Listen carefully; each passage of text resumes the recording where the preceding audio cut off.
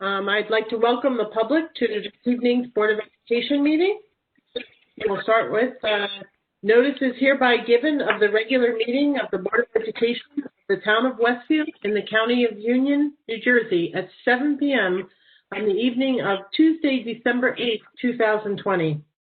The board meeting will be held via an online platform, which can be accessed through our WebEx platform. Instructions are on our district website under our board tab. The meeting can also be accessed by phone. I will give you the number.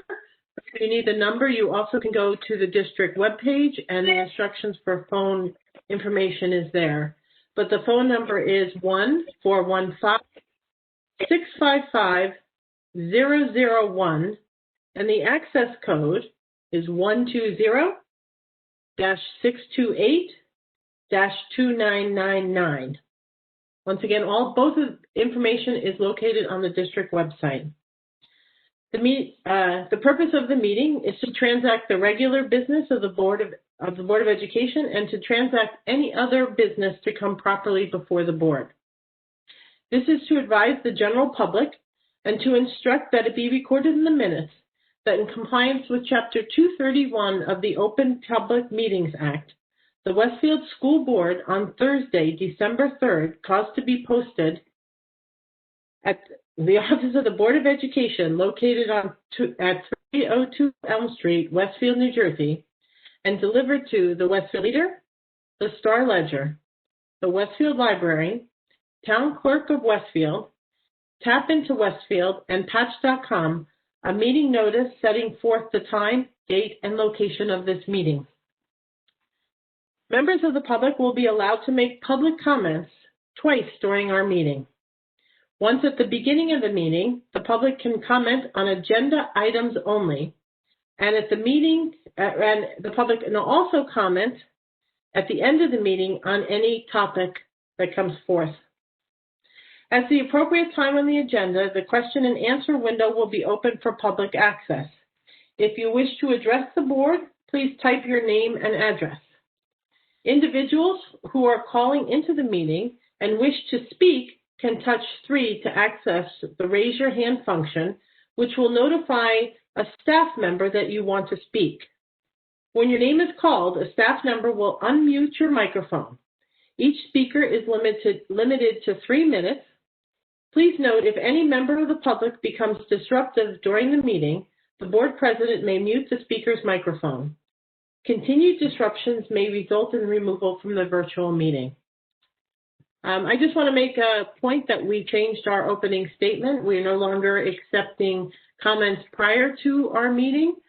We did that when we were transferring from an all virtual meeting that the public couldn't join us at through the different avenues of either call in or join the meeting and being allowed to speak. So we tried it for 2 weeks. Everything went well.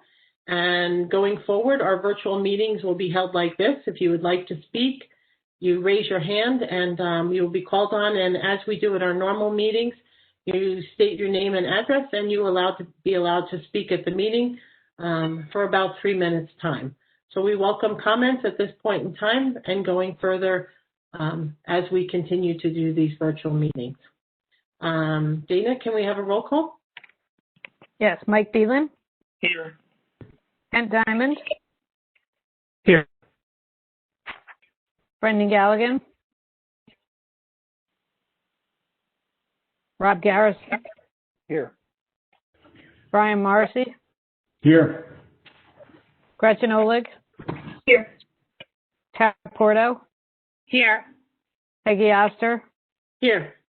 And Amy Root. Here. Thank you, Dana. I'm going to lead us in a flag salute. Thank you, Ken. I pledge allegiance to the flag of the United States of America and to the republic for which it stands, one nation, God, and justice for all.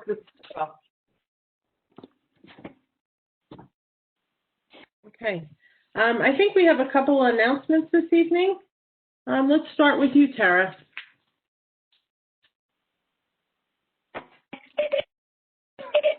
beat me, Brian. The Westfield High School Community Service Club is conducting a sock and glove drive. New socks and gloves will be donated to St. Joseph Social Service Center in Elizabeth. Club members also are holding a food drive to benefit the Community Food Bank of New Jersey. Collection bins are located at the high school main entrance at 550 Dorian Road. Donations will be accepted until Friday, December 18th, 2020 at 3 p.m. Thank you, Tara. Jen, do you have an announcement? I do. On Thursday, December 17th at 7 p.m., the College Women's Club of Westfield will host a Zoom webinar entitled, I Wish I Knew Then What I Don't Now, the fifth webinar in its series on college admissions in the COVID landscape. Panelists will include college students who are currently navigating the college experience. The event is free and open to the public. Visit cwclubwestfield.org to register. Thank you. Thanks, Ken. Rob, do you have an announcement? I do. I'm having some technical difficulties, so I have to. I'm on my phone, so I have to just go probably without video as I go to the announcement. The deadline for the Westfield Municipal Alliance's annual anti-drug and alcohol palooza has been extended to Monday, December 14th. As a reminder, students in grades 1 through 5 are invited to create an original poster with the theme Westfield, Live Your Best Life, Healthy Choices, Everyday Choices. While students in grades 6 through 8 will create an original poem, and students in grades 9 through 12 will create an original public service announcement, PSA, with the same theme. Entry forms and instructions can be found under Health and Welfare on the Community Flyers page on the district website. Contest information is also posted on the Westfield Municipal Alliance website at www.westfieldnj.gov/WMA. Thank you. Thanks, Rob. Gretchen, do you have an announcement? I do. I have my favorite kind. I have a fine arts announcement. The Westfield High School Theater Department is presenting 26 Pebbles, a play by Eric Ulloa. Sorry if I screwed that up. This pre-recorded virtual event will be streamed via BookTix on Saturday, December 12th and Monday, December 14th at 7:30 p.m. on both evenings. This powerful play is based on the Sandy Hook Elementary School shooting and the aftermath of this event on the community of Newtown, Connecticut. The 26 deaths, described by one local resident as pebbles thrown into a pond, created ripples that captured the attention of the entire nation and vibrations that were felt far beyond its initial rings. Ultimately, 26 Pebbles is a story of challenge, strength, faith, and renewal. The publisher suggests that the target audience for this production is adults and teenagers between the ages of 14 and 18. Tickets are available at WHSTD for Westfield High School Theater Department .booktix.com and will close 5 minutes before each performance. Thanks. Great. That's exciting to see that they did that. So I'll be very interested to log on and watch on Monday evening. So, Amy, do you have an announcement?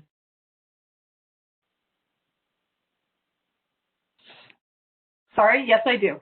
All Westfield public schools will be closed for winter break from Thursday, December 24th through Friday, January 1st, 2021. That's it. Thanks, Amy. I'm going to finish off with our next meeting of the Westfield Board of Education will be the reorganization of the board and will be held on Tuesday, January 5th. The time and location of the meeting will be announced later. Should the meeting be virtual, instructions for the public regarding remote access are on the district website at www.westfieldnjk12.org under the board tab. The complete agenda of this meeting will be available on Wednesday, December 23rd. Dr. Dolan, do you have any announcements? I do not. Okay, great. Okay, so at this time, I'd like to recognize the public for agenda items only.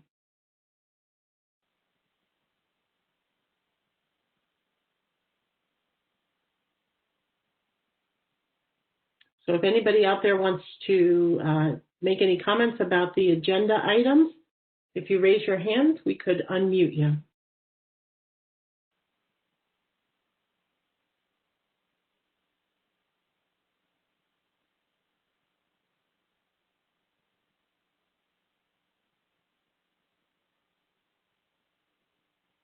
Brian, do you see anybody typing or anything? So at this time, we'll move on, but we still know there's another time for public comments at the end of the meeting. So you can join us at that point in time if you have any comments in reference to agenda items. I'm going to turn the meeting over to Dr. Dolan for her superintendent's report. So we certainly could do that if you'd like me to. I also thought we had a few things to read at the end of announcements. We might have, but I... Well, what a good time to do so. Amy, are you reading? I was reading one. I thought mine would go third, but I could begin now, if that would keep things moving along. If you just give me 2 seconds, I print a lot of paper before I come to this meeting, so I don't have to go back and forth to my emails. So, those are those. I tell you, it's going to be worth waiting for, though. It is important. It truly is important, and it's something to celebrate. So it'll be worth the wait. Mm-hmm. I am just here looking and. Amy, maybe you should wade right in. Yep. No, I would be happy to read now if we want to give Peggy another moment, but I want her to listen also while she's looking. Shall I go ahead? Well, if somebody, I really do not see it in my email box. So if somebody wants to give me a heads up as to who it was sent by, or sure, I bet you either Marianne sent you something. Yep. I'm sorry. Marianne sent you something, I believe. Marianne, yesterday. I believe Marianne could send it to you again. Is that correct, Marianne? It is correct, Peggy. I'm getting into my email now to send to you. Oh, I got them. Okay. It was down on yesterday's, and I think I apologize to everybody. I forgot to print those ones. Okay. So I am good now. So just give my slightly. Oh, I was probably these things. Okay, I'm good. And if you were on the call before we opened up, everybody knows I'm working with an extremely old MacBook Air also that seems to be getting very tired. So I did know about these things, and I will let the public know that this is our last meeting of 2020. And as normal, we had an election back in November, and 3 of the board members are retiring from the board. So we'd like to take a little bit of an opportunity to thank them for their time on the board. So I'm going to start with Brian, and I would like to read this resolution. So, resolution from the Board of Education of Westfield, New Jersey, to Brian Morrissey for 2019 to 2020. Whereas Brian Morrissey has served with dedication to the children, families, and community members of Westfield for nearly 2 years on the Westfield Board of Education. And whereas Brian Morrissey was selected from among 16 applicants and appointed on February 26, 2019 by the Board of Education to fill the 1-year vacant seat of a resigning board member, while winning re-election later that year for an additional 1-year term on the board for 2020. And whereas as a member of the Budget and Finance, Policies, and Technology and Communications Committees, Brian Morrissey has devoted his time and professional expertise to support the Westfield Public School District. And whereas Brian Morrissey has represented the Board of Education as a liaison to the Union County Education Services Commission and to the Washington Elementary School Parent-Teacher Organization. Now, therefore, be it resolved that this Board of Education recognizes Brian Morrissey for his outstanding volunteerism and service on the Westfield Board of Education from 2019 to 2020, and that this resolution be presented to Brian Morrissey on December 8th, 2020, and that a copy of this resolution attesting to the appreciation of the Board of Education becomes a part of the official minutes of this meeting. So Brian, I'm just going to do a couple clicks here. There you go. I feel like I can see you now. I do thank you very much for your years of service here. It was great getting to know you and having you as be part of your board. And, would you like to say anything? Sure. Thank you, Peggy, Dr. Dolan, and the Westfield community for the opportunity to serve on the board for the last 2 years. It has been a real pleasure serving on the Westfield Board of Education during that time. Unfortunately, my other commitments have become too great for me to be able to continue to fulfill my responsibilities to the board, and so I felt it was best for me to not run for another term and to make room for someone else with the time and energy to devote to this important job. I'm proud of all that this board has accomplished for the district during my time on the board. The passion, zeal, dedication, and leadership shown by Dr. Dolan, the administrators, teachers, and community members has been incredible, particularly in response to the COVID-19 pandemic. I have no doubt that the Westfield Board of Education will continue to be stewards for the district in 2021 and beyond. I'm truly going to miss the interaction with my fellow board members and the community. I've enjoyed my time serving on the board, and I'm grateful for the experience and the opportunity to serve the Westfield community in this capacity. And lastly, I just want to wish everyone happy holidays and the new year filled with prosperity, good health, and continued success. Thank you. Thank you, Brian. And we do appreciate you being here for the 2 years. You brought some great thoughts and ideas, and I know that your son is young, and maybe you can come back again in the future. I'm sure. Yeah, you may see me again. We'll see. Okay. I have another resolution for our board member, Kent Diamond. Resolution from the Board of Education, Westfield, New Jersey, Kent Diamond, 2018 to 2020. Whereas Kent Diamond has served with dedication to the children, families, and community members of Westfield for 3 years on the Westfield Board of Education.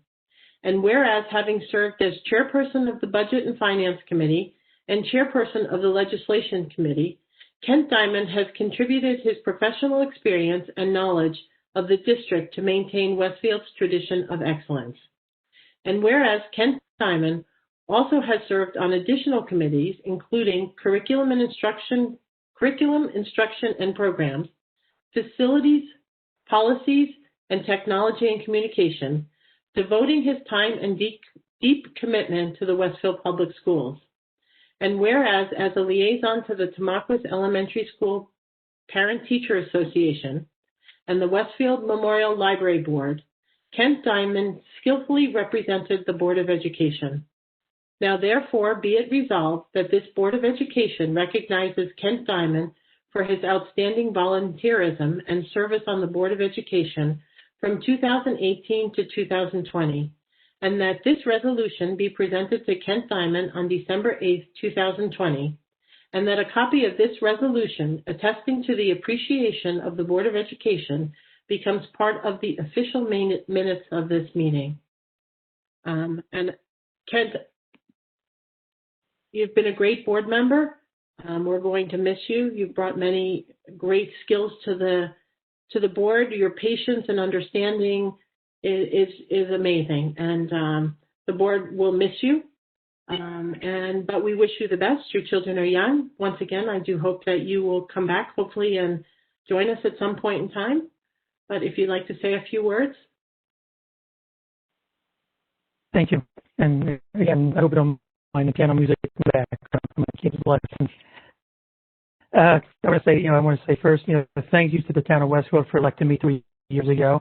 It is a privilege to know work with each of my fellow board members and to Dr. Dolan and her team. It is incredible to witness the knowledge and dedication and professionalism of everyone here. I've enjoyed my time serving in the board. I have found it to be educational and worthwhile.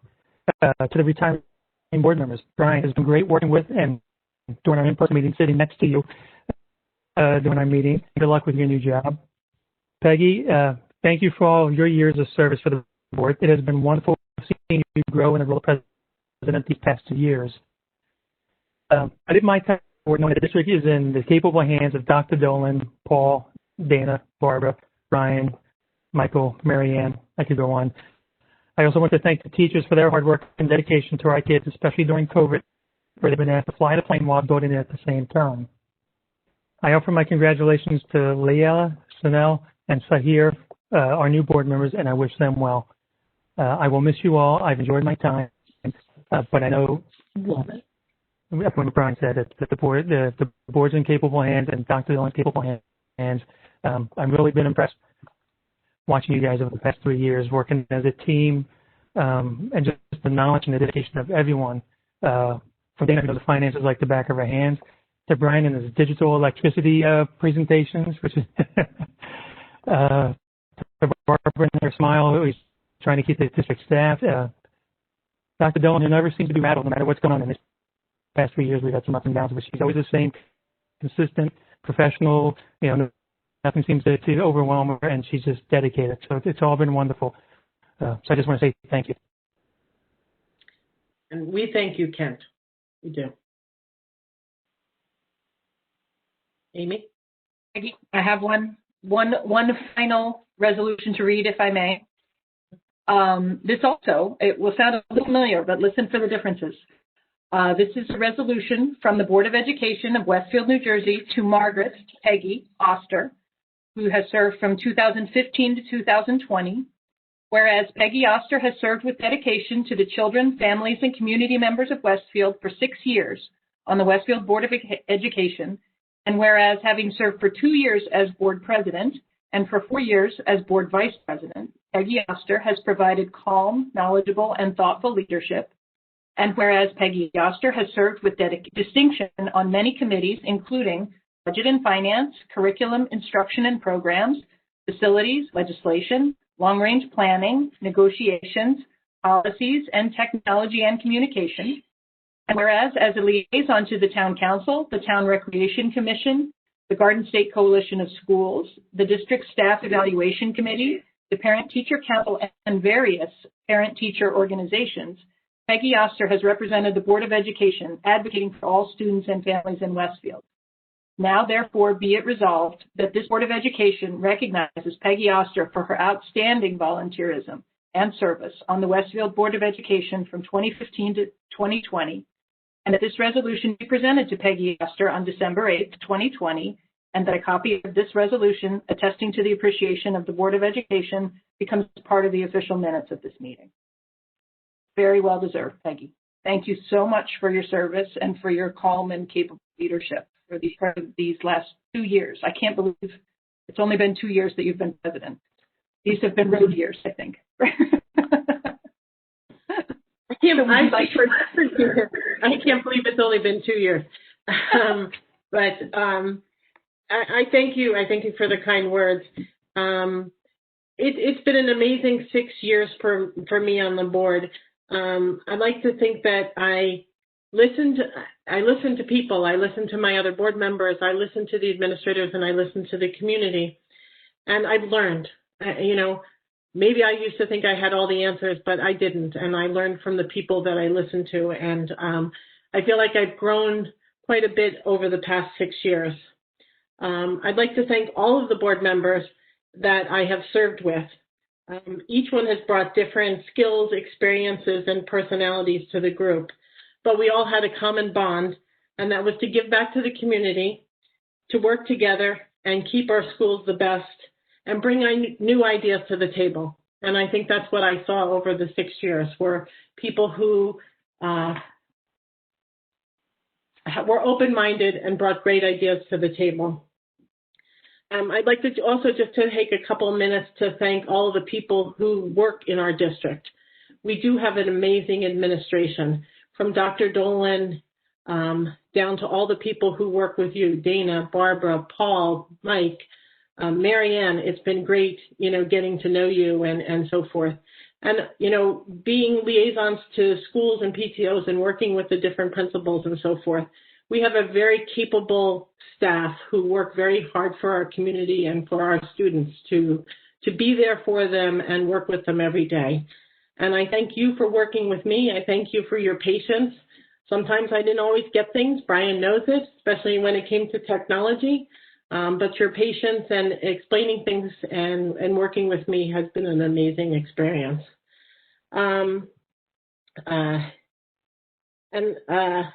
The past couple of years have been a little bit challenging. COVID for one, we've had a terrible tragedy here in Westfield, losing our principal, Derek Nelson. We dealt with some security issues and so forth. So the past couple of years have been a challenge, and we've all worked very hard to make it the best that we can. And I know that I'm leaving the board in great hands. I had to write down everybody's names: Tara, Mike, Brendan, Amy, Gretchen, and Rob.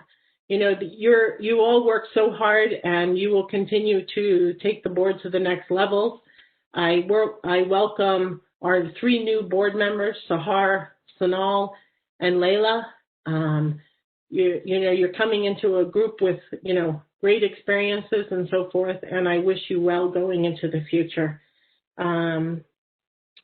Just thank you. I mean, it's just an experience that has allowed me to grow and become hopefully a bigger and a better person.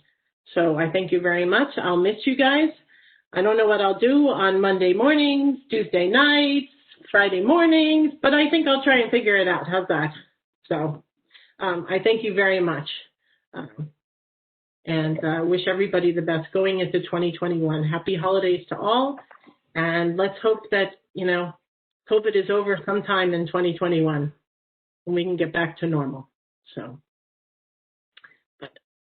Peggy, can I say something? Sure. So I was sad. It's just one more reality resulting from the pandemic, right, is that we don't get to do this in person. So I'm a little sad tonight that we have to do this in this sort of disconnected way. But I did just want to take a second and thank all 3 of you.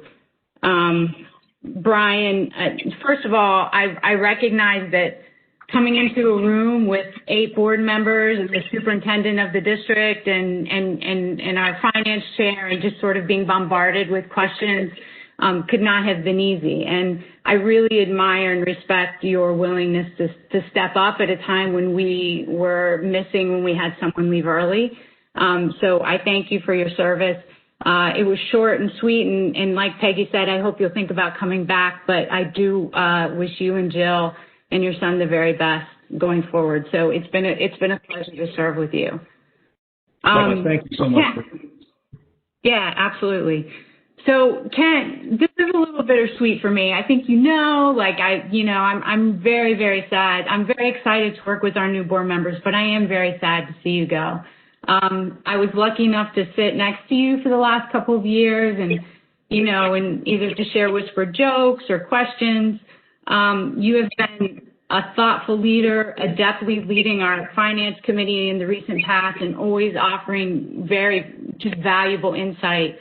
My only regret was that I would usually have to make my announcement after you did, and you are hands down the best board announcer that we have ever had in my tenure. So it was always sort of tough to have to follow that fine, like radio voice act, but I really have enjoyed serving with you, and I've said it to you privately, and I'll say it publicly. I sincerely hope you'll throw your hat in the ring next year, because I don't think your time on the board is done. And Peggy, I wish I could hug your neck, but I can't. So I'm particularly sad tonight not to be able to be face to face to you on our final board meeting. I was honored to sit side to side with you for years at our board table when you were vice president while I served as president and in various committee meetings. It just feels clunky to do it this way, but I want to thank you for your leadership for the board. And you said it, but I did write it down just so you know. I think you are perhaps the best listener I have ever met in any capacity, whether, in this capacity or my professional life or my personal life. You have this incredible, calm, thoughtful demeanor. and you have tremendous empathy. And I've learned a tremendous amount just watching you lead our board. And you have a wonderful ability to consider all sides and then focus in on the really important questions. So you chose to continue to serve our district and our community long after your kids had graduated, and you volunteered countless hours. It's been much more than just Monday mornings, Tuesday nights, and Friday mornings. I know that. So thank you for your leadership. Thank you for your friendship. And please know that we're really going to miss you. Thank you, Gretchen. And I think you brought out one point, not only do I have colleagues on the board, I have 8 new friends that have become more than just colleagues on the board. And I hope that we will continue to work together and do things together, because it is a little weird to sit at the table here this evening. And I will say I do have my jogging pants on. I didn't even have to get dressed and look appropriate for tonight. So I did throw on like an official sweater, but it is a little different. But I thank you for the kind words. And I told you just recently, you are my mentor. And anytime I have a question or I need to bounce things off, you're my call. So thank you very much. I appreciate it. Okay. If I may as well, can I make a comment as well? A couple comments. Yeah, anybody can. I too want to thank the 3 of you as you leave the board. When Brian came on the board, I think you may have come back before I came back, or you may come on before I came back. I can't remember which, but I was happy to that to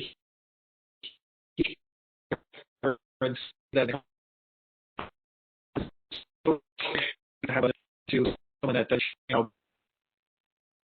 budget work and audit work. Serving with you 16 a couple of meetings, and same thing sort of under you on the finance committee, and really just I really appreciate the way you ran those meetings and the thoughtfulness behind it, and the question you would ask, and even on technology and communication, you probably asked more pointing questions than I did most of the time. Good to catch people points and bring up some things that I may have missed. And Peggy, your leadership has been great over the last couple of years. It's been fun working with you. Maybe now you have your dog walk around my house, so you don't have to avoid maybe running into me. I'm only kidding, but hopefully I will see you walking the dog a little bit more, and we can catch up and stay involved on a personal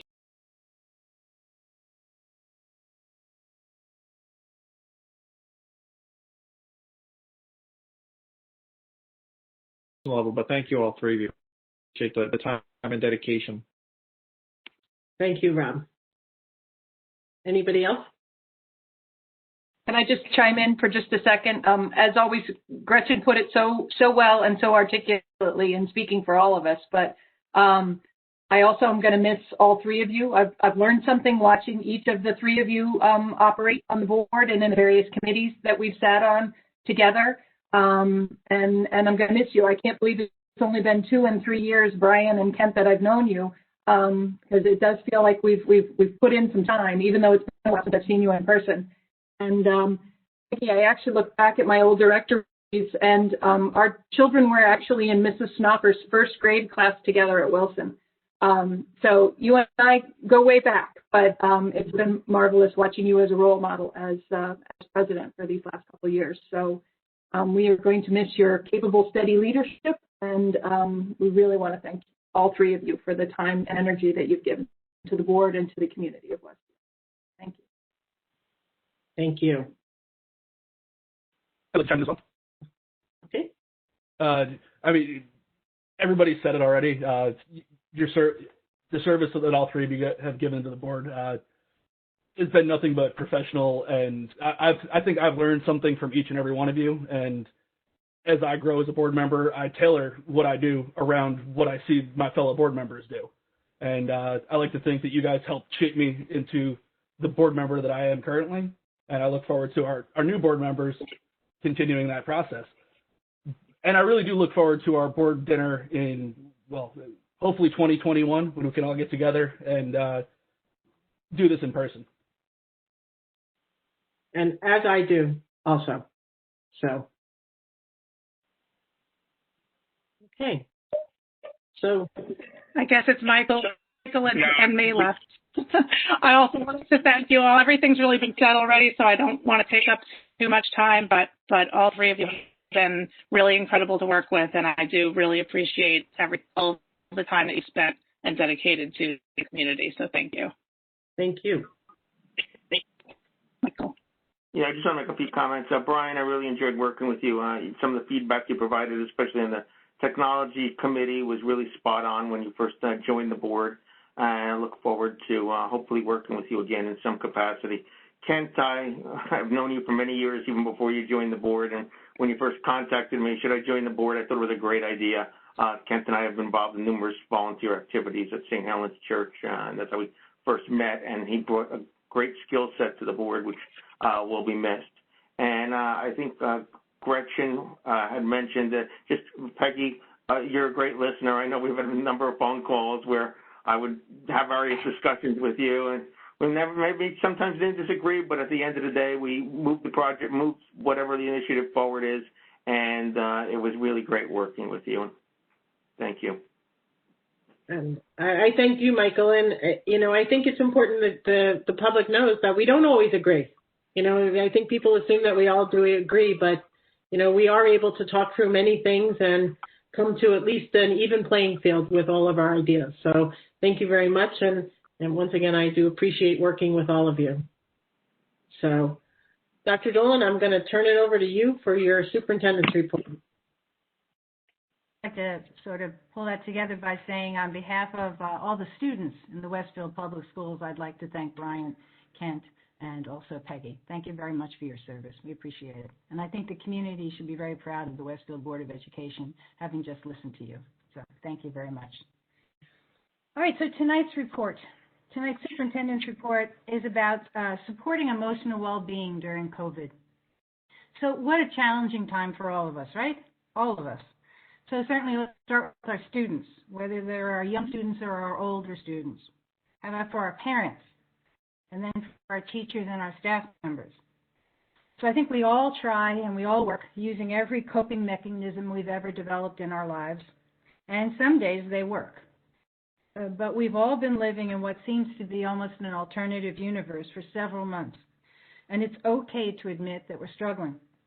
And it's actually helpful to reach out to friends or professionals to talk about how we're feeling. So tonight I've invited our Director of Guidance and Counseling, Maureen Mazaries, to join the board meeting. First, we're going to show a video highlighting the work of some of our counselors and case managers, and then Maureen will be available to answer any questions. Our counselors and case managers have been working to support our students, and I thought it was important to share this information with the public. As you will hear in the video, we are encouraging parents to reach out to your child's teacher or counselor or principal when you have any concerns about your child. Now let's hear from a few of our counselors and case managers, as well as 2 of our students in a short video.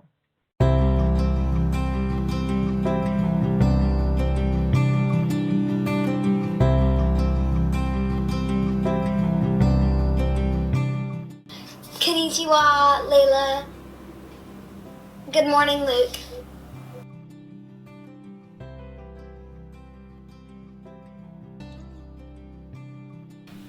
It's like I'm going nowhere. A hamster on a wheel. Never before have counselors realized just what an in-person act counseling is. It is a human interaction that was meant to be face-to-face. We're continuing to try to provide as much emotional and social support as we can. We are working with teachers through INRS committees. We are working with the child study team wherever we can. But we're also reading as much data that we can collect. We are monitoring their attendance.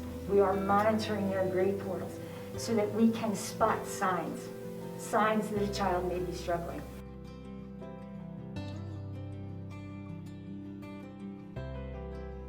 Learning is a social endeavor, and I think not having those daily in-person contacts with students is sometimes a challenge to the learning that takes place. Our counselors have been in touch with many students to get a better understanding of their lived experience in school and lived experience at home as a full remote student. So it's forced us to, in a good way, to think about kids very differently.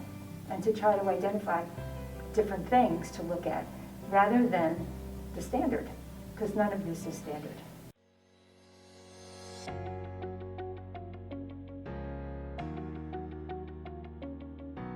So I guess my mentality has definitely shifted a lot to just sort of rolling with the punches. And of course, a lot of that has been facilitated by having like teachers that have made a super conscious effort to like make the class feel as normal as possible, so as to, you know, like reduce any of the impact that like big shifts might have.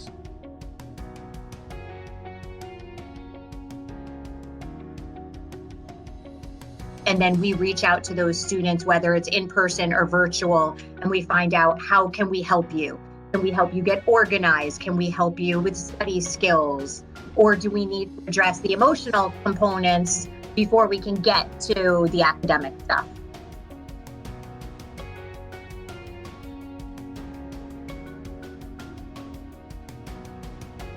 I think the biggest resource that not all students are taking advantage of is the office hours that teachers have available, because that's really that time where teachers can meet in a small group or even one-on-one with students to gauge where their learning is, what they're struggling with, and really form that connection.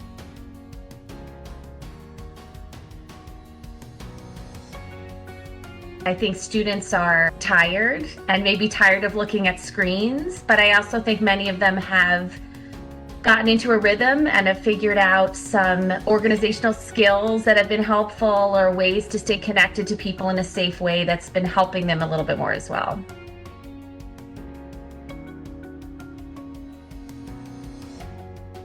I'm doing pretty well. I can kind of find the positive of things. So I've just been kind of just going about my day as normal as I possibly can without going crazy from being on a computer screen all day.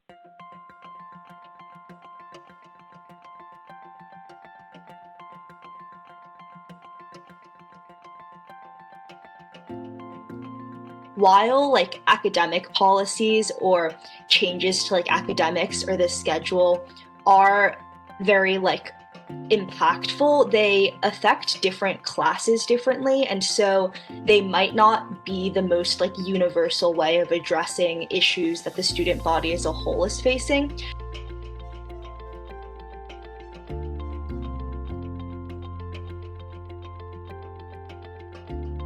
I know it's hard for teachers too, like it's not just students going through this. Getting a better understanding of how the kids are experiencing this pandemic and this hybrid model, or going into a period of quarantine, that's been a priority for us.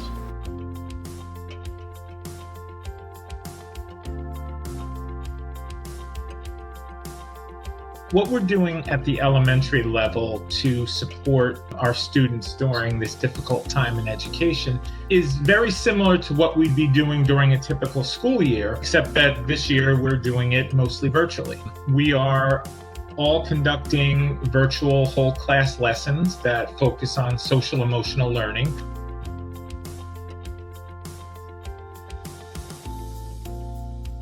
We're kind of altering our strategies for support to fit this environment. You know, Google Classroom, virtual counseling offices, as I said, individual meetings with students and individual meetings with parents.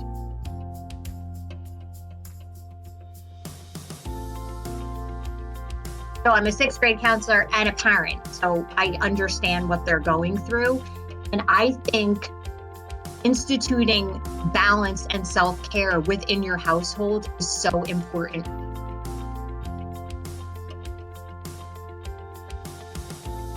I know that as case managers, we've been doing a lot of communication with parents, and we always do that, but I think it's definitely more than usual, because parents are struggling too. They want to know how to help their kids. They want to let us know if their kids are really struggling.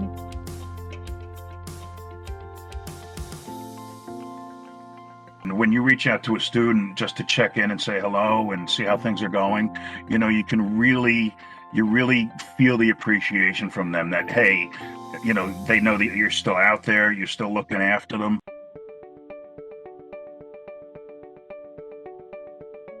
And one of the ways that you take care of your students is to take care of yourself. And I think we have done a considerable amount of staff professional development. We all have to kind of make sure that we're taking care of our own mental health, that we all have to remember that we're all under stress and that it's okay to feel overwhelmed and to reach out for help. And I think that we need to work together as, you know, parents in the district, as staff of the district, and try to see what we can do to help students deal with this just as we are.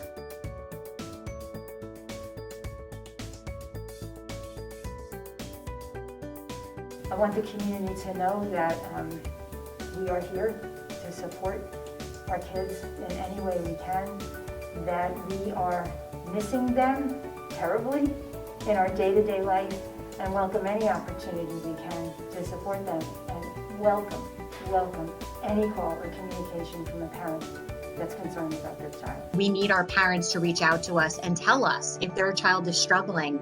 We want to know and we want to help.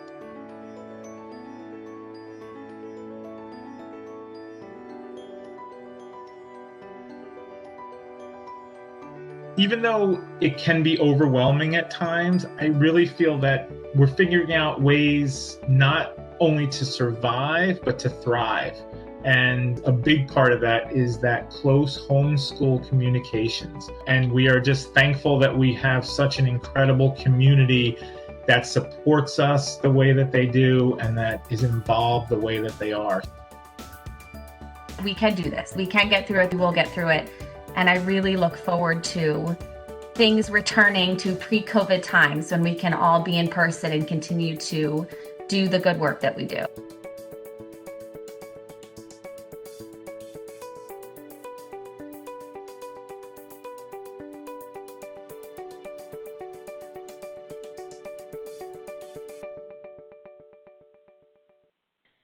So I certainly would want to thank Miriam again, who put that video together, interviewed the various counselors and case managers. I certainly want to thank the counselors and case managers for all of their work, working with students, working with teachers, working with the parents, and certainly the teachers, because the teachers, they're paying attention during all these WebEx classes and Microsoft Meet classes, and they're paying attention to the students who might not be as engaged as they used to be, or whose attendance is not what it used to be. And they are reaching out to those students, and they're also letting the counselors know. So we're taking this very seriously, and I want to thank all the staff members who really have been on top of this and trying to help during a challenging time. But as we heard in the video, but we will get through this. We will come out on the other side, and we just have to keep on going, keep supporting each other.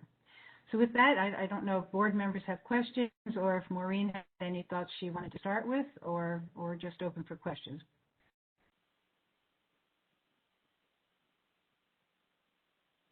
I certainly will take the moment to, first of all, to say thank you for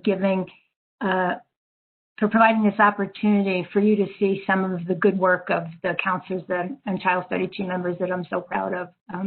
I think in all the things that you ever prepare for as a school counselor, this was never part of your training. It was certainly never part of the training of any mental health provider, and to deliver service in a virtual, isolated, quarantine kind of way. So it has been challenging. And I think that as I was listening to you say such fine things about those of you who are retiring, there were themes in what you said that really resonated with me. And it's the same things that you admire about each other and that rely on to make the Board of Ed work is what we're relying on. And that is mutual respect, regard, collaboration, the valuing of experience, but the openness to doing something different, and the realization that our primary purpose is to make sure that our kids grow, that they grow academically and emotionally, and that we keep them as safe and excited about their lives, whether they're 5 or 18, as we possibly can. And it has been difficult. And one of the things that I heard you say, and it was a moment that resonated with me as well, is how much you miss being in real space with each other as a hard-working Board of Education, and how much we miss working in real time with students on a daily basis, and we miss working with each other on a daily basis. So one of the primary goals through all of this was to stay as connected as we possibly can, and to rely on those things we know others know. I think it was Peggy that said, "I've learned so much from you." I think you all said you learned from each other. And to develop the biggest set of ears and eyes we have, because it is the eyes and ears of everybody in the community that's helping us find out who of our children need help. We depend heavily on our teachers, and as I think you heard just about every counselor in the video say, we really, really need our parents to reach out to us. We're doing lots of things in the district as regular check-ins. I mean, we are checking in classrooms in the elementary schools. Middle school counselors have a structure that allow them to check in with kids in classrooms. At the high school, it's a little bit different because our structure is just so fundamentally different. But we have met with all of our seniors. We're doing a second round of individual meetings with ninth graders. The youngest ones who have probably still, if the school opened tomorrow, wouldn't know their way around the building. But we can't do regular check-ins every week with every student. It's just not possible. So we really, really need other people to help us reach out. We've also done a tremendous amount of networking with community resources to try to figure out what is the best way to deliver counseling in a virtual world. It's a little challenging. There are issues of confidentiality and safety and comfort. Lots of kids are not comfortable in one-on-ones in the virtual world. So we've taken time as counselors throughout the district to really work on our skills as counselors to use the platform we have the best, never realizing in March that we would be doing this for 9 months or 10 months or, heaven forbid, 12 months. But it's been a steep learning curve. I will tell you that I had a meeting with the high school counselors this morning, and they have begun their individual meetings with ninth graders, and they were really, really pleased to report that most of the kids are doing okay. You know, they're finding their way. They're getting much more comfortable with learning this way. They're finding ways to maintain communications with each other. And those who aren't, we will find them. We will find them as best we can. I also think that it's important to understand, Peggy, to speak to your tradition of excellence, that at the same time that we're trying to provide all the additional support that we can for our students and for each other, we still have that added responsibility of making sure that the kids get their long-term goals. And that means we still need every day to deal with the particulars of a very challenging college application season, actually 2 of them, for the graduating class of last year and for this year, for whom this whole experience is uncharted and came with a whole other host of anxieties and uncertainties that really became a priority for us, because we know that this is not forever and we need to get them closer to what it is they hope their life will look like next year. So we strive for balance. I think, as you know, I don't think you can ever say enough about self-care. And I think it is important for all of us to practice some self-care. I am guilty myself of sometimes not knowing when to go to bed or when to not answer an email. And I have really had to do that in order to be able to maintain the energy and the focus and the memory that I need to take us through this. And I think one of the ways that we teach kids self-care is to model it as best we can.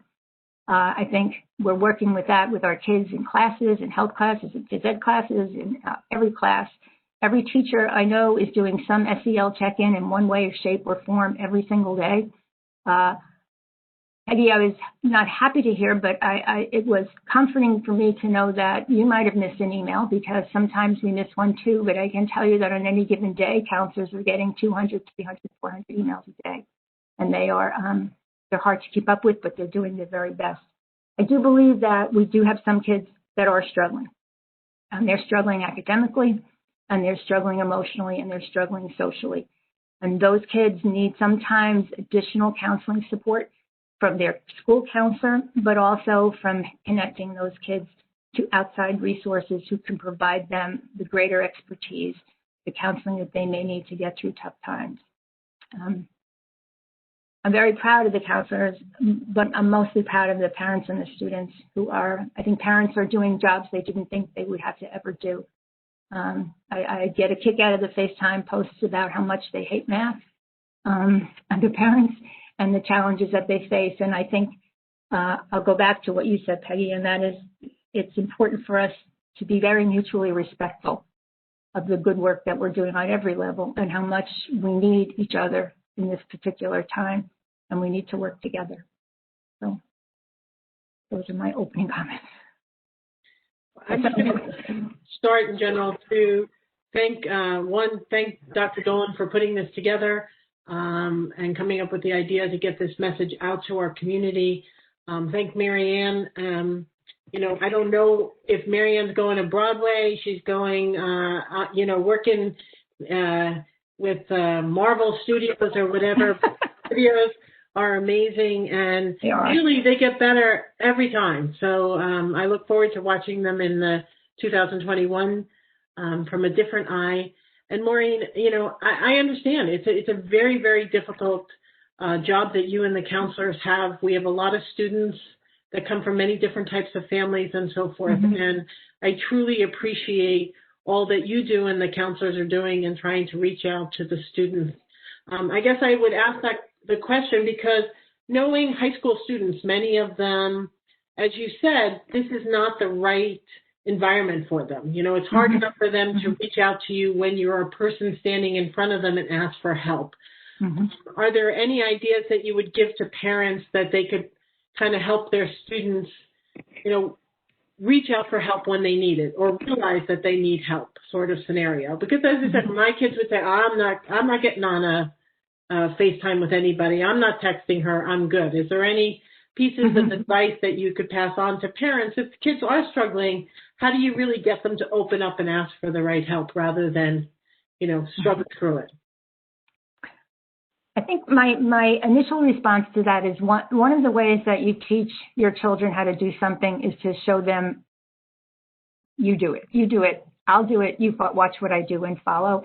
I think many times when we have a student in our office who may need to ask for help from a teacher and is afraid to ask for it, doesn't know how, hasn't practiced, doesn't know how to approach a teacher, we will make the call together. We practice the call, we make the call together, and then support the student. So I think sometimes what parents can do is to say to their child, let's make the call together.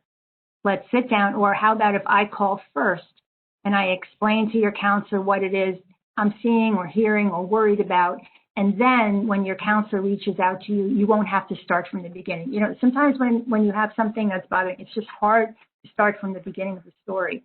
And if somebody has a bit of a story and you can jump right into the middle of it, it just makes it so much easier. But I think parents can model it. They can reach out to us. And I will tell you that there are lots of times when connecting with a student in this way, who we know needs our help, takes 1, 2, 3, 4, 5 attempts. It takes 5 attempts because we're not there. If we were in school, we would go to the classroom and we would say, come with me, and we would sit down and that would be fine. But the counselors aren't giving up. They are trying. They're making virtual appointments. The student doesn't show up. They call them up and say, I'm waiting. I'm on the other end. I really, really, really miss you. I really, really, really want to talk to you. So it takes multiple attempts and multiple tries. And if it really gets difficult, we will find a way. We have some counselors that are taking walks outside with kids. There are some of us, when the kids come back, who we will meet outside in the parking lot if we can, and just try to have more of a face-to-face with them. It's hard, but we're doing it. I was on a webinar today. Actually, it was a training webinar for teachers and staff on how to spot mental health or concerns in your classroom. And the clinicians, there were 3 clinicians, all said the same thing. It's just taking much harder to build the relationship, to build the rapport and the trust. But most of the kids are responding. They really are. And I think in the beginning it was difficult because they were so focused on getting the they were as frantic about the technology as the teachers were. They were as concerned about getting it all straight and managing. And I think for the most part, and we know that there are some kids who are struggling with school, But most of the kids have gotten that down, and I think, and as you heard the two students say, they've settled into a bit of a rhythm with that, and so they're now easing into other things, and that's fine, and that's happening. We are not afraid. I shouldn't tell you this in case students are listening, but I will. We will take any opportunity to connect with a student if it means calling them to say, I think you took a little dip in history. Let's talk about history. And while I have you on the phone, or I have you in a virtual conference, what else is going on? How are you doing? How are you feeling? We ask basic questions. Are you sleeping? Are you eating? Are you socializing in whatever way you can in this time? Are you taking care of yourself? So we get them any way we can. But it is challenging, Peggy. It really is to connect. But it's happening. Thank you. And, I think it's happening as we have some counselors who are fully remote for different reasons, and it's working on both levels. It is really working. Although, as I said, and you heard me say, counseling by its very nature, like teaching, like parenting, is an in-person exchange. It's an in-person activity, and so we've had to develop a different way to do it. But we're also really truly believe that the other side is coming, that we can, and I think right now the conversations with kids and with parents do have that bit of, I can hang on, I can hang in, because the life I had it's closer than, it's close. Not close enough, but it's close. That's comforting. Brendan? Maureen, thanks for the presentation and everything the department's doing. And thank you for using the phrase that I've been hearing a lot that drives me crazy, the new normal. I'm glad you never said that. Nobody in that video said it, because this isn't normal. And everybody's looking forward to going back to the actual normal. Right. But my question has to do with programs like Project. How are those programs that have a different relationship with their counselors than the typical student does? How are they working, and how are those students staying in touch? I think because the project is a smaller set, as you know, you have a team of teachers working with a smaller number. So one of the things that those teachers have built into their daily life, which is something that I think all teachers are missing, is actual collegial conversation, collaboration, the sharing of ideas. So in that particular day, it's very easy in a moment to spot a student that really is maybe showing up less, maybe feeling like connected, not contributing to class as much as they did, falling behind. So they work that way. They've also scheduled regular meetings in the afternoon. But again, we're talking about a program with about 100 students. I think we're doing the same thing with some of the other programs, the Bridge program. I don't want to speak for Mike and his program, but I think those teachers are also working in teams, trying very hard to bring back with Dr. Dolan's support and your support, those students who really need to be in school more because of that. When you have a community, it's easier to maintain it because you have a community. When you're building a community, that part is taking a little bit more time. But I also think that every teacher right now is viewing, but I think they always have, but I think more than ever, their classroom as a community and trying to build every day. And at the high school level, it's the luxury of a 70-minute period is that you can take 5 minutes to just chat and build that sense of connection. So we're working, really working on that as hard as we can. But again, we need to be vigilant that we're not missing, that kids aren't distancing themselves from school. So my husband uses an analogy. You try to hook them on the line, and when they drift away, you gently reel them in a little bit more, and then you give them a little space, and then you reel them in. And I think we're doing more reeling than we ever did before, but it's necessary. He came up with that saying up in the lake in Maine. Yes, he did. Yes, he did, Brendan. You know that. How are kids still getting flagged in the way that they would before for additional support or diversion into a program like Project or Bridge? Yes, absolutely. I think that starting back in March throughout the district, one of the things we've done is to really pay careful attention to the kinds of things that can tell you their surface that you're losing a child. It could be a change in attendance pattern. It could be just not working anymore, a student who was handing everything in, who just stops handing it in, a student who was very active in class that isn't active anymore. So I would tell you that on any given day, at every level in this building, there's constant communication between those people who can look for those signs, and that's teachers, administrators, counselors, to try to spot kids in need. We have at every building very active intervention and referral services committees. At the high school, we just added, I think since September, we added 20 new cases to that because these were kids who we realized needed some support and intervention. In 504 meetings, always identifying kids in need of any kind of support, from special services to 504 to INRS, or something like the PAL tutoring program, or connecting them to a club. And so yeah, we're looking to provide support. I think identifying students in need is always a priority, but I think in this particular time, it's essentially important to find kids in need of support, and not just academic. Thank you. Thank you. Gretchen, I thought you had a question? Yeah, I did. And I don't know that, I mean, I was glad to see, first of all, Maureen, thank you, as always, for everything that you do and that you've done in this pandemic period.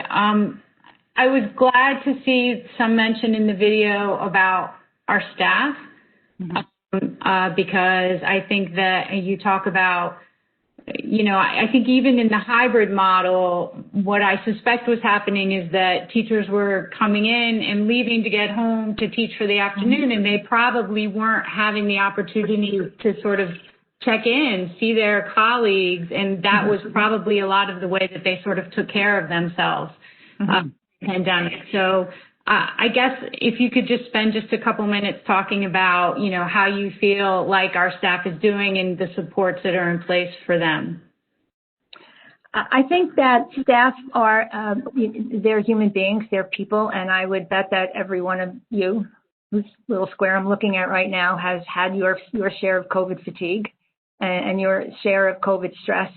And I don't know the degree to which at times you have felt isolated and separated from the people that support you. And I think that staff are not immune to that. I will tell you that we miss each other.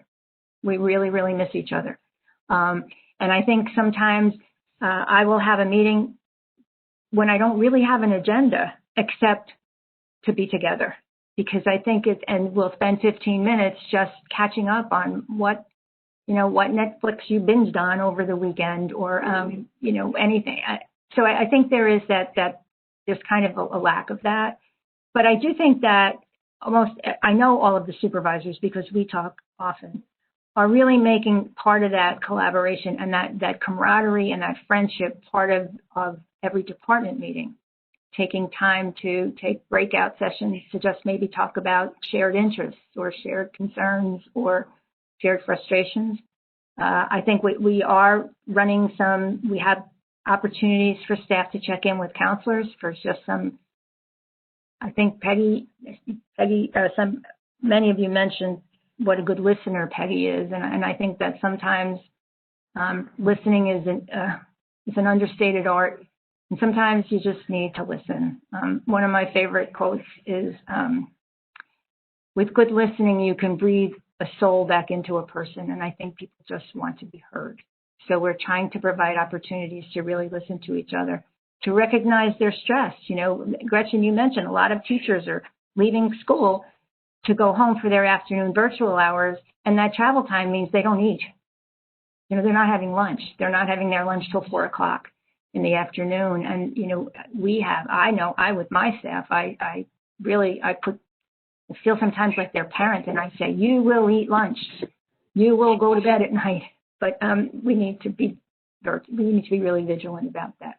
It's hard. I think that schools are communities, just like you're saying. I think we're also very keenly aware of how important it is to continue to communicate regularly with new staff. I have old friends. I've been in this district a long time. I have a lot of old friends and a lot of new friends too. And that's why I think, as difficult as it was, Barbara, to pull off the New Staff Institute in the fall was so very important, because it's hard to be new, and it's hard to be new when you're home all alone being the new person. So I think we've mentored. I have one new counselor in my office, And I speak to her daily, absolutely daily. And every day I make sure that she talks to at least one other counselor in the department. So if she has a question, I say, call so-and-so so that she starts to feel connected to the department. And that's really a priority. Because it's the connection that escalates the commitment. I really think that's true. So we're working hard at connect and also working hard at, I can't remember who said it originally, it was in the video. I think it was Heather Alvarez that said of giving people not implicit, but explicit permission to say, I need help. And I think that is a loud and clear message we're sending. I hope that answered your question. It did, thank you. And I recognize it was potentially a little bit unfair because you are not responsible for the well-being of all the staff in the district, but I was just curious as to what, I knew that you knew what was happening, so I appreciate you taking the time to tell me. Thank you. Any other questions for Maureen? Well, if not, I would just like to say my thank you to the three of you who are retiring. It's a big job, and it's wonderful to hear the regard you have for each other. And thank you for having me, and I wish you very, very happy holidays and certainly a healthy new year for all of you. So thank you again for having me. Appreciate it. Thank you, Maureen. As always, a pleasure and an insight into the counseling at all of our schools, not just at the high school. So thank you very much. Thank you. So if we have nothing else, at this time, I'd like the board to approve the minutes of the board meeting held on November 17th, 2020. Do I have a second? Second. Gretchen, thank you. All in favor? Aye. Aye. Any opposed? No? Okay, thank you very much. We'll move on to personnel. I'd like the board to consider personnel items 1 through 24. Do I have a second? Second. Second. Thank you. I know that Dr. Dolan has one person she'd like to speak about, so I'll let you go first, and after that, if anybody has any questions. Thank you. So tonight I am announcing with regret the retirement of Cecilia Tiemann, Head Secretary at Lincoln School. She started being a dedicated volunteer in the Tamaqua School Library for 6 years, and then Seal made the transition to paraprofessional in Tamaqua, Wilson, and Edison libraries. Her career path took her to Lincoln first as a paraprofessional, then as the 10.5-month secretary, and for the last 3 years as the head secretary. Seal is calm, efficient, and an excellent problem solver. Students, staff, and parents enjoy her warmth and concern for their safety. She's an integral part of Lincoln School community, and she will be missed, and we wish her well in her retirement. Thank you, Dr. Dolan, and thank you to Cecile. Does anybody have any questions on personnel? No? So I'm going to turn it over to you, Dana, for a roll call. Mike Beelan. Yes. Kent Diamond. Yes. Brendan Galligan. Yes. Rob Garrison. Brian Morrissey. Yes. Gretchen Oleg. Yes. Tara Porto. Yes. Peggy Oster. Yes. Amy Root. Yes. Okay, thank you very much. Moving on to facilities. Michael, do you have a report? We haven't had a meeting since our last meeting, but we will have one later this month. So we'll have a report to the January meeting. Okay, thank you very much. Long-range planning, Gretchen. No report this evening. Hope to get back on the calendar in the new year. Okay. Thank you. Policies, Brendan. Yes. Ask the board to approve policy item number 1. Can I have a second? Second. Thank you, Brian.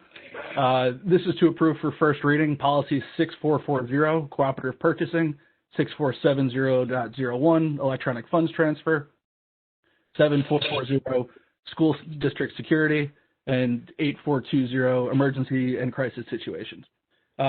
These are updates from Strauss Esme, reviewed by Dana. Nothing substantial differs from how we what the original policy was. Any questions? Dana? Mike Phelan, Yes. Kent Diamond, Yes. Brendan Galligan, Yes. Rob Garrison, Yes. Brian Morrissey, Yes. Gretchen Oleg, Yes. Tara Porto, Yes. Peggy Oster, Yes. Amy Root. Yes. Thank you. And I ask the board to approve policy item number 2. A second. Second. Thank you, Tara. This is approved for second reading. Policies 5610, suspension, 5620, expulsion, and 8320, personnel records. Any questions since we introduced them last meeting? All right, Dana? Mike Phelan, Yes. Kent Diamond, Yes. Brendan Galligan, Yes. Rob Garrison, Brian Morrissey, Yes. Gretchen Oleg, Yes. Tara Porto, Yes. Peggy Oster, Yes. Amy Root. And lastly, I ask the board to approve policy item number 3, district goals for the 2021-20 school year. Have a second? Second. Thank you, Kent. Dr. Dillon, do you want to speak to the district goals? Sure. I think it would be apparent that our work has been absolutely focused, especially on goal number 1, throughout the summer and the beginning of the school year, to comply with all of the regulations of the Department of Health, Department of Education, to come up with a reopening plan that could be approved by the state, which it was, and which allowed us to bring the students back. As we look hopefully to the future, we want to focus on goal 2. As the guidance changes, and truthfully it really hasn't changed much yet, but as it changes going forward, as we start to see ourselves on the other side of this pandemic, we look forward to making the necessary changes to the plan so that we can address the needs of all our students and start to transition ourselves back to what we're all waiting for. Thank you. Any questions from the board? All right, Dana? Mike Phelan, Yes. Kent Diamond, Yes. Brendan Galligan, Yes. Rob Garrison. Rob, did you say yes? Yeah. Brian Morrissey, Yes. Gretchen Oleg, Yes. Tara Porto, Yes. Peggy Oster, Yes. Amy Root. Yes. All right, that's it for agenda items. The policy committee will be meeting next Wednesday at noon via WebEx. Thank you. Thank you very much, Brendan. Moving on to curriculum. Amy. Yes, thank you. I'd like the board to consider curriculum items 1 and 2. Could I have a second, please? Second. I think that was Brian. No, it was Michael. Yeah. Oh, sorry, Michael. That works too. Thank you.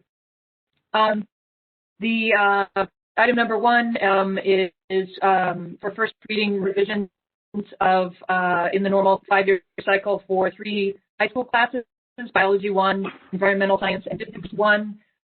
We were able to meet last Thursday. The SIP committee met with Paul Pinero and Tom Patterson, the supervisor for science for the district. We talked a little bit about the different classes. He was able to highlight for us, it's interesting, environmental science is a class that during normal years is able to do a number of field trips, which obviously have had to be reconsidered and reconfigured this year. It was really nice to be able to see a little video clip of one of the teachers who had gone remotely by herself to Sandy Hook and was filming and sort of relaying the feedback to the class that was being taught in its normal manner with another teacher who taught that section. And so the teacher that was on remote could, sort of, pan around, show what the beach looked like, pick up items, hold them up so that the kids could see them up close.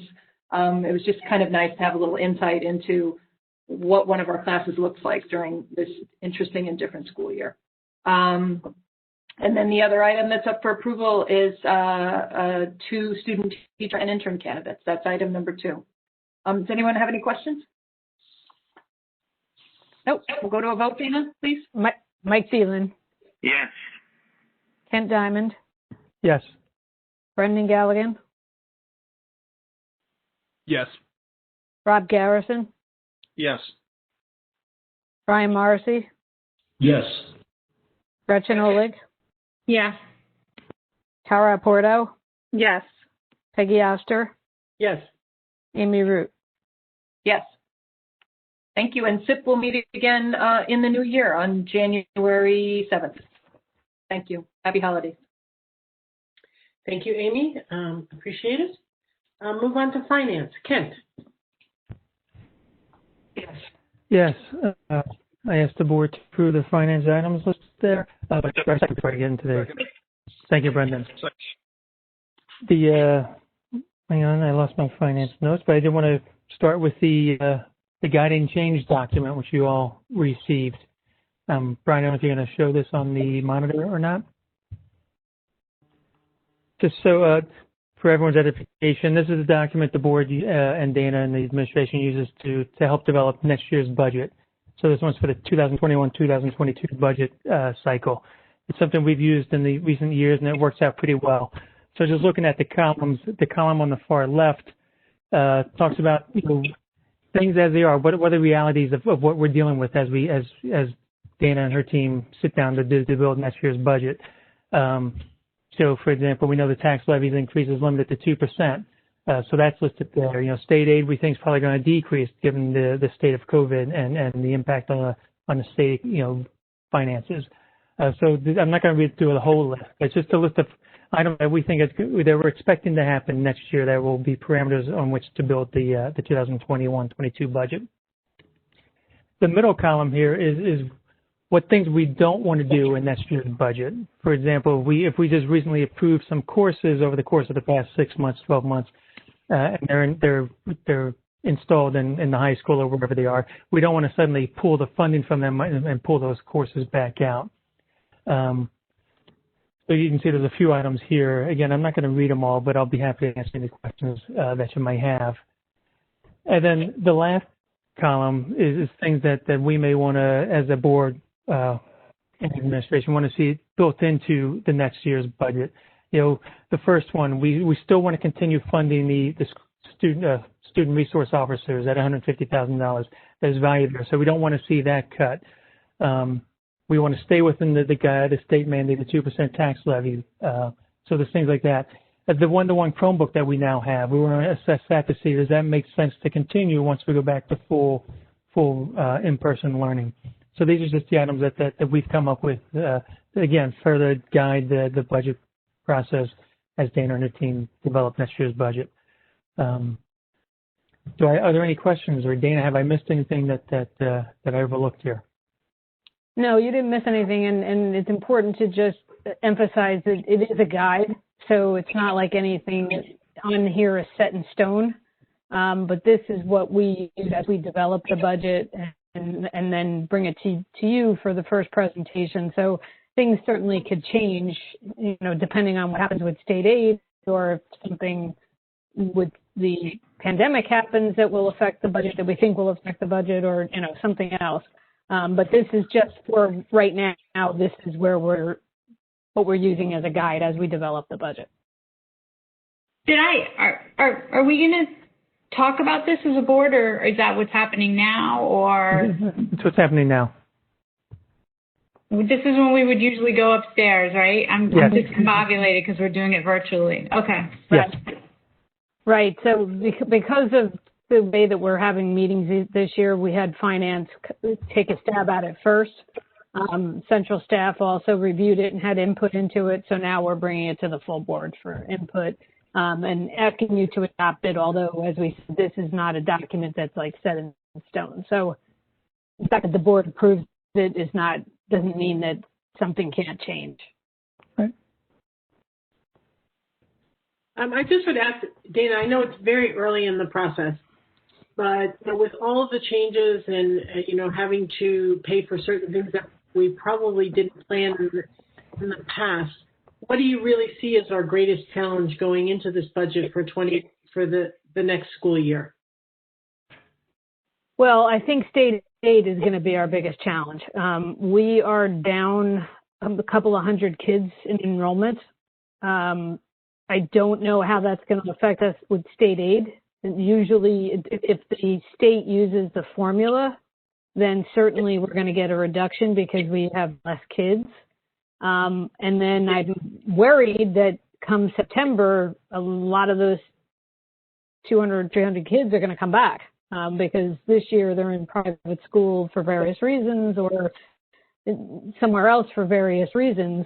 I don't think that decline in enrollment is permanent. So I think that's going to be one of our biggest challenges is going to be state aid and what the impact of enrollment is going to be. It's also going to be more difficult to budget for staff and for other things based on enrollment, not really knowing whether or not those students are returning. So I think right now that's going to be our biggest challenge for next year.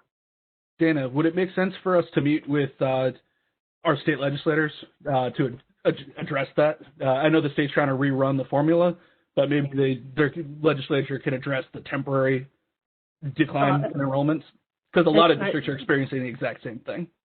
Exactly. It certainly can't hurt. I know my association is addressing it through the state. I assume that Superintendent's Association is also doing the same, but it certainly never hurts for board members and the public to also talk to the legislators and see if they can do something to address that. Squeaky wheel gets the grease. That's the only way things work in Trenton. So. Right. Exactly. Hey, does anybody else have any questions for Dana or comments in reference to the guiding change document? I'm sure this is something still is even a work in progress, for people to continue to think about it if, something comes to mind and you feel that one of the categories needs something added or subtracted or something, a conversation can be held, either on a committee level or, can be addressed to the finance chair, whoever that is, going into next year. Correct. It doesn't sound like any other questions, but I do want to call out a couple of gifts. The board would like to recognize and accept the gift of a keyboard and stand from Ms. Costlow for Mr. Scalupi and the Franklin Elementary School Band Program. So the board wants to say thank you for that. And the board would also like to recognize and accept the gift of $500 from Mr. Chang to support special services programs at Westfield High School. So thank you to Mr. Chang. Are there any other questions about any of the finance items tonight? I'm sorry. Yes. Just one quick item. I guess it's really a question for Dana. Just to clarify, Dana, I think it's item number 1, item number 2, we talk about submitting amendments, and we talk about public money and non-public money. Is that because our school district is responsible for passing along funds, certain state funds, to the non-public schools in Westfield? Yeah. Yes, that's correct. So the money is given to the district. We pass it on, and we're responsible for making sure that it's spent in accordance with the grant requirements. But yes, it's money that passes on through us as the lead education agency. Got it. Just wanted to call that out. I saw we have our new members have tuned in, so that'll be something we'll talk more about with them. Okay, great. Thank you. Sure. Okay. Other questions or comments? I think we're ready for a vote. Mike Beelan? Yes. Kent Diamond? Yes. Brendan Galligan? Yes. Rob Garrison? Yes. Brian Marcy? Yes. Gretchen Oleg? Yes. Tara Porto? Yes. Peggy Oster? Yes. Amy Root? Yes. And our next Finance Committee meeting is Friday, December 18th. Thank you. Thank you. I'd like the board to consider the notes for the record. So considered. Move on to, do we have any unfinished business? Oh, go ahead, Amy. Did we skip technology? I don't know if Rob had anything to say. Look at that. I put the line underneath technology when I was marking where I was. So I'm sorry, Rob. And I know we had a technology meeting. Thank you. I was going to say you were even there.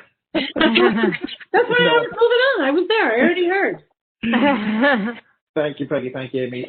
We did meet last week. I'll give an overview or summarize Brian Alker's and Marianne McMahon's comments.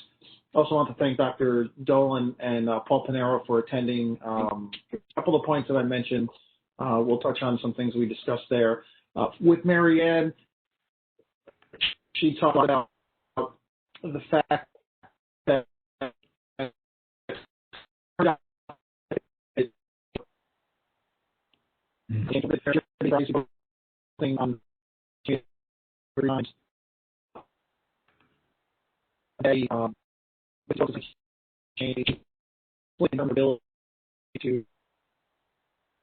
Rob, we're losing you. I was going to say, am I the only one losing, Rob? No, it's everybody. On the basis, if you can't hear me, maybe I'll just have to email the information. Yeah, there's a connection issue, unfortunately. Let me not try just one. Not very good. Noted. No. No. I'll have this something.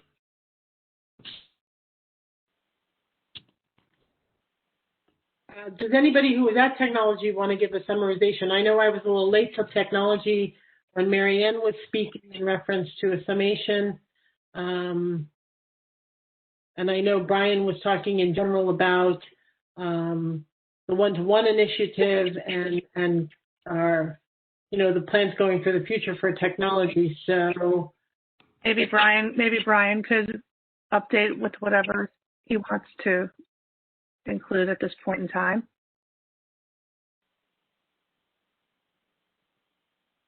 Sure. I'll just give a brief overview to the board of some of the main topics that we talked about, and if you have any questions, feel free. So first of all, just Marianne and I reported that a test was done of our alert system to all parents, where both voice, text, and email messages were sent out. We did a test of that was required by the state, and we're currently going through the results of that and working to get any issues that may have come up to get those resolved. But overall, it was a very successful test, and most of our alerts went through without any problems. I did just give a brief overview of how we're doing a lot of the Chromebook support for our students, and that my staff is doing a lot of support for the teachers.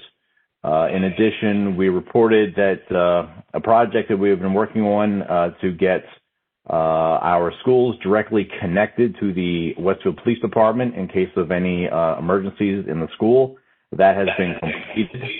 We had to do some work with the police department to get that done over the summer, and that was finally completed this fall. If you do recall, at the very end of October, we had to unfortunately close school for the day. Our internet connection went down. I did report to the committee that it was very unfortunate timing because we had a project that had started a year ago to put in a backup internet connection for the school district. And if that project had been completed, that we would not have had to close school that day. Unfortunately, we did. The project was, of course, affected by our shutdown back in the spring because of COVID. So that was delayed. That project is scheduled to be done here within the next few weeks, probably before the holiday break. And then finally, I just reported that we are working again, as I think Kent mentioned there, with the Finance Committee, looking at the challenges that we have of continuing a one-to-one Chromebook initiative, and that's still being assessed as to what we're going to do with that going forward. Great, thank you, Brian. I appreciate it. And Rob, I'm sorry you're having some technical difficulties, but if there's anything else that you want to send out to the committee, please, send out an email and everybody can get an update from there. So quick question, Brian. Your staff obviously nobody was prepared for switching to all remote back in March. How's your staff been able to handle all the increase in tech questions, tech support requests, et cetera? I guess what you would say is, everybody's favorite business during these days is pivot. We pivoted where we were going into classrooms and fixing Chromebook carts and devices that were located in the classrooms. Now my staff was doing remote diagnostics into machines that were at home if they were teacher machines. They're doing the same thing with Chromebooks now. We're doing a lot of scheduled swaps if we need to with the devices. So it's a lot of the same work. Has it increased? I would say the only thing that's made it more difficult is that we don't have the cohesiveness that we had before, where all of our devices were contained within the school district and we could control that environment. We could control the network, things like that. Now, unfortunately, I don't control the 6,000 personal networks that they're on when they're in people's homes. That makes it much more difficult for us to diagnose the problems. People do things to their networks that affect the Chromebooks that my staff has to try to diagnose and figure out. So that's about the only real difficulty that we've encountered. For the most part, my staff has responded very well, and I'm very proud of them. Thank you. At the committee meeting, you mentioned there might be a guide to help parents troubleshoot the Chromebooks. You want to speak to that? So you all just saw that wonderful video that Marianne worked on. So she's been a little busy these days, and I just wanted to run a few things by her. We have put the finishing touches on a new document that's going to go out to parents tomorrow. We'll send it out we'll send it out via email to the parents, as well as we will post it on the website. We'll also send it to the staff. It contains, I believe, close to 20 tips on things that you can do if you're experiencing issues, whether that's with the device itself, that's a WebEx issue, a Google Meet issue.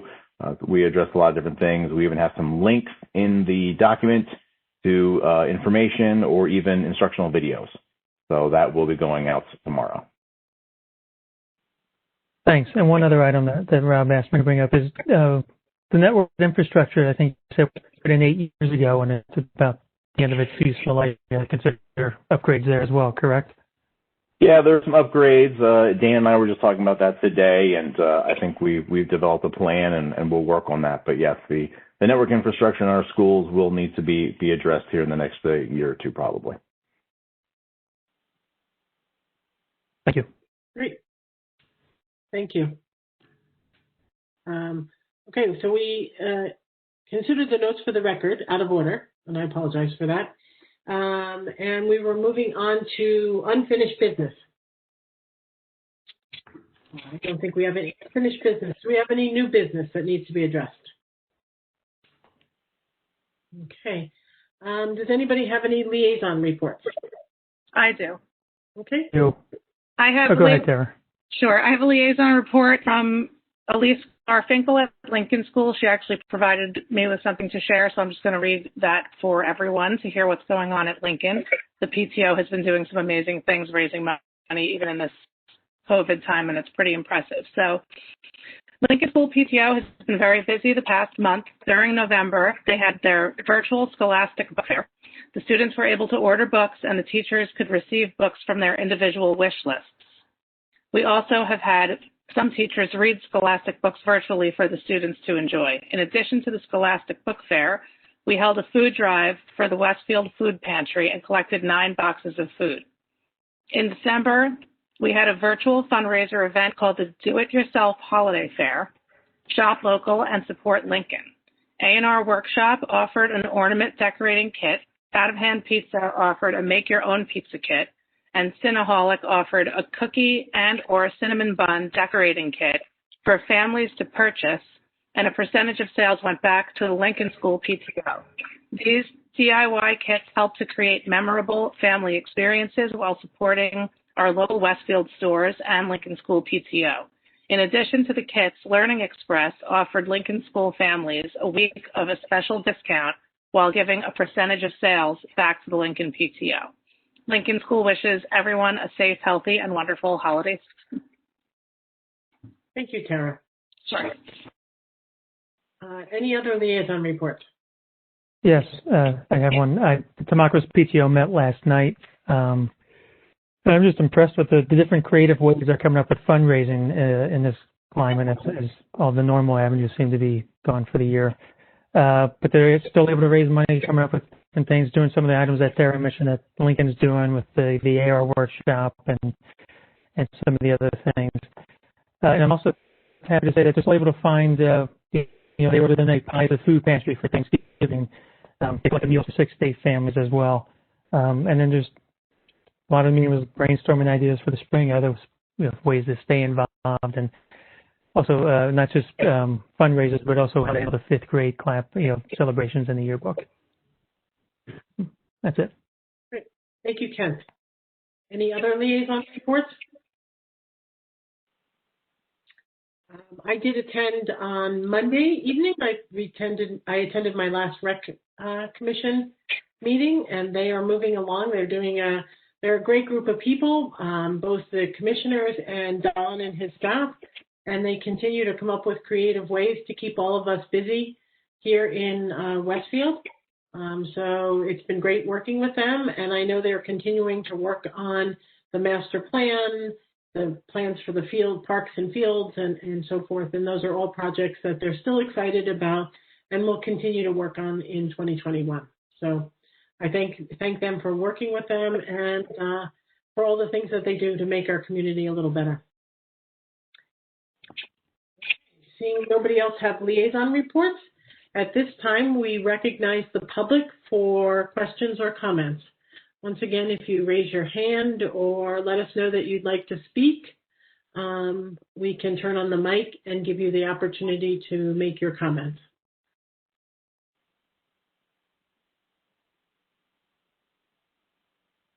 I see Deborah Feldman has raised her hand. Deborah, I'm going to unmute you now so you can ask your question. You can go ahead, Deborah, you're unmuted.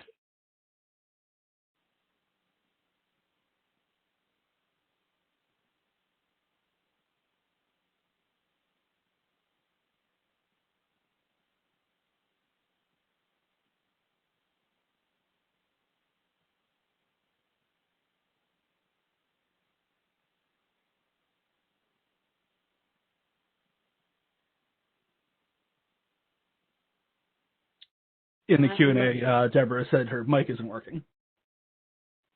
Right. We did have this problem at the last meeting, and the person tried to call in on the number. Deborah, do you want us? Can we type back in the number and the access code to her and see if she wants to call in? She said she would call.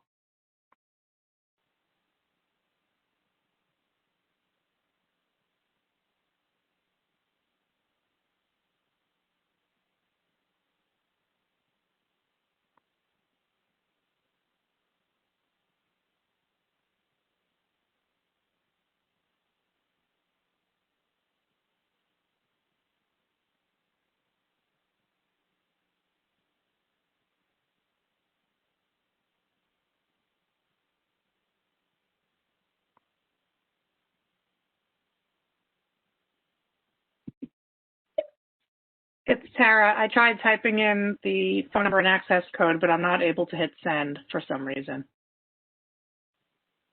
I don't know if Brian can enable that. It's also located at the top of the agenda on the board website.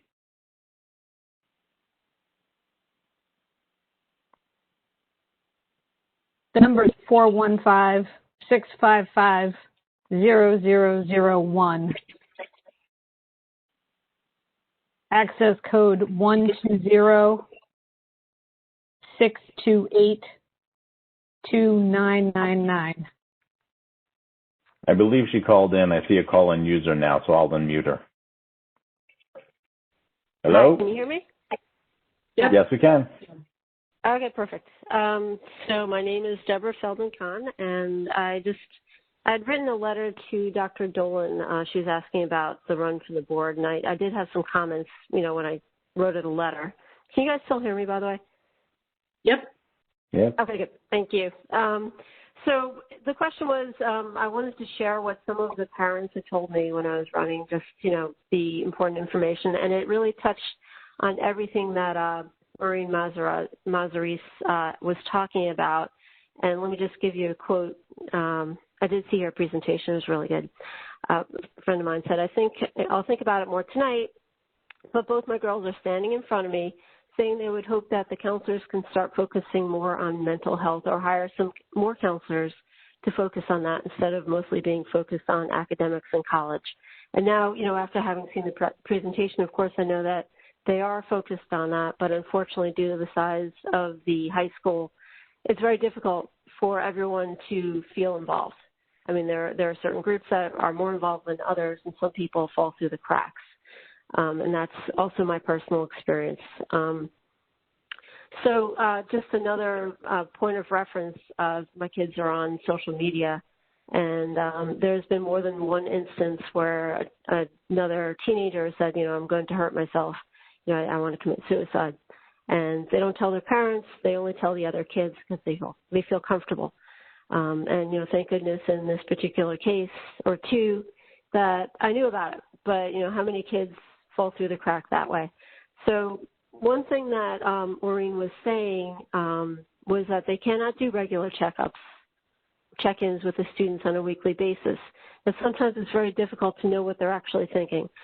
So my suggestion or my idea, and actually I spoke to my daughters about it, was to have some sort of a questionnaire for the students to give feedback, on how they're feeling, what they're doing, all the students, on a regular basis. And when I looked into it, I noted that there's, in fact, a bill right now in the New Jersey Senate where they will be administering the PHQ-2, which are 2 questions about depression, to the schools.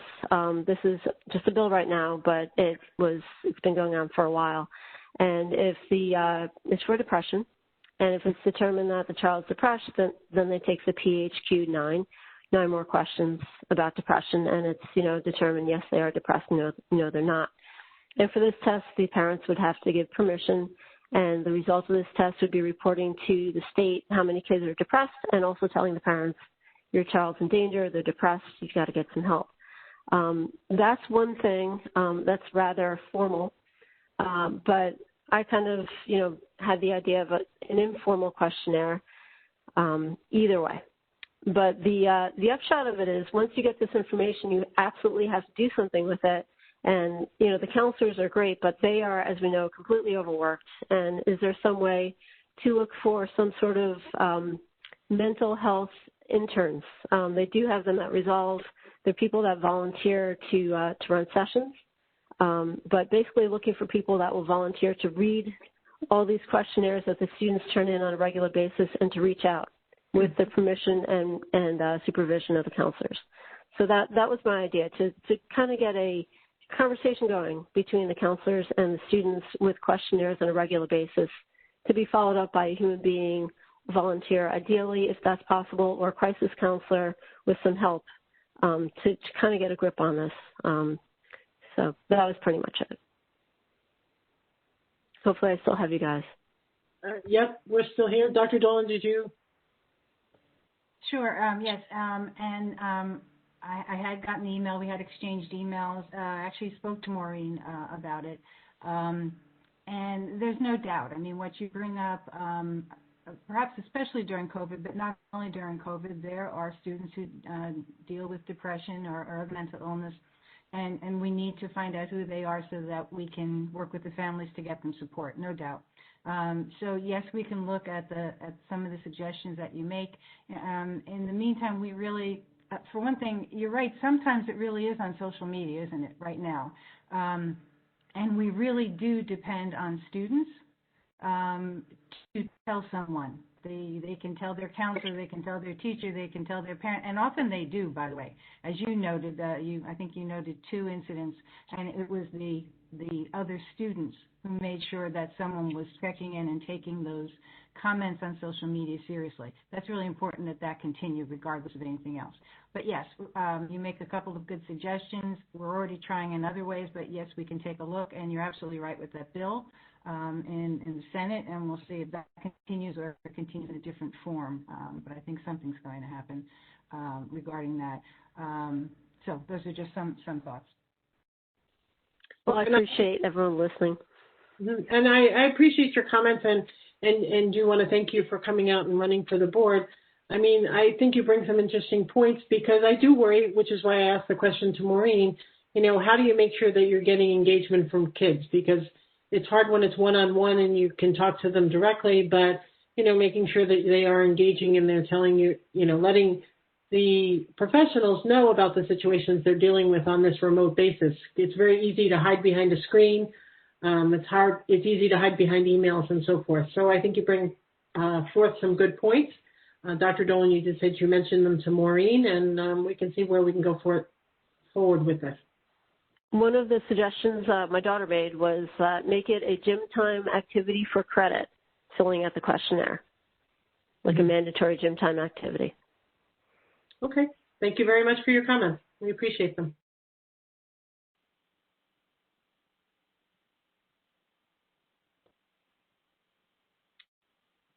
Brian, do we have anybody else? No. Okay. Seeing nobody else come forward, I would like the board to approve the following resolution. Resolved that the Board of Education move into private session for the purpose of discussing matters rendered confidential by state and federal law and harassment, intimidation, and bullying incidents. And be it further resolved that any discussion held by the board which need not remain confidential, and the results of the discussion will be made public as soon as possible. Do I have a second? Second. Sarah, thank you very much. We will be going into private session. I wish everybody a happy and healthy holiday season, and let's hope that 2021 brings us back to more of our normal life, and I wish everybody the best. We all have a link for our private session. Is that correct? Yes. So. Go out of this link and then go into the other link that you've got earlier today. And the other one was sent by you, Dane. Is that correct? Yes, that's yourself. Right. Okay, we'll see you on another screen. Thank you. Bye.